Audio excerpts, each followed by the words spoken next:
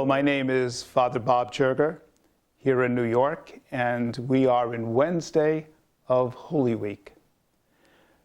I don't know if you've ever heard of the Rockettes, or maybe of Radio City Music Hall here in New York, but my grandfather, he had a great job.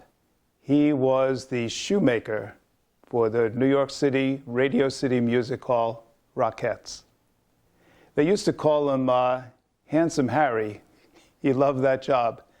And we would say to him, "Gramps, what do you do for a living?" And he would say, he says, "I keep 50 goyles on their toes."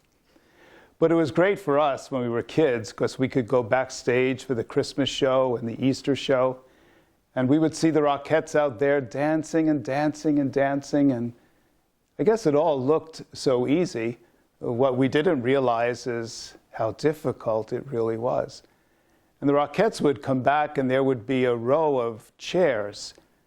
And my grandfather and the other men that he worked with who made their ballet shoes would go before each Rockette and kneel in front of them and slowly take off their ballet shoes and then rub their feet with oil.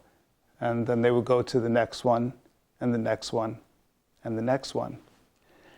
And years later, when my grandfather had retired and he was reminiscing, he liked to reminisce quite a bit, he said that was the most important part of his job. He said it wasn't really making the shoes. He said when the Rockettes were out there, it was so difficult and their feet would be bruised and hurting and sometimes blistered. And he said you had to be so careful how you unbound their shoes so that you didn't wind up hurting them all over again. Hold on to that. You had to be so careful how you unbound them so that you didn't wind up hurting them all over again.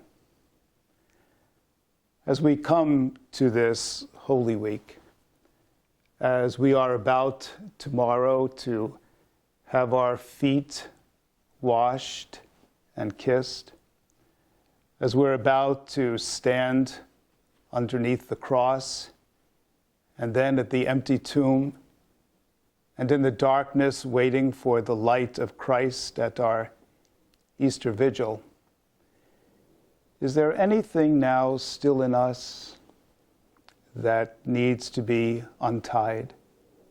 Gently, so that we don't get hurt all over again?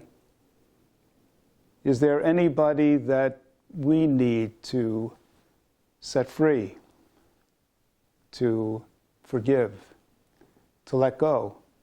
Gently, so that we don't get hurt or hurt them all over again.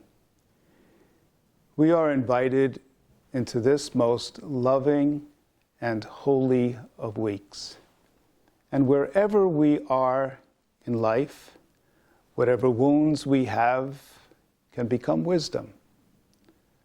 Whatever bindings we have may be our source of freedom. Whatever tears we have may lead us to tenderness. Whatever sins we have can lead us to compassion.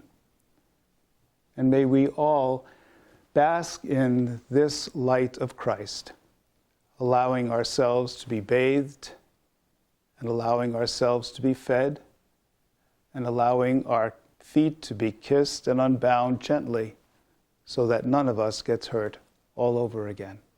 And so we have taken this journey together over these weeks of Lent.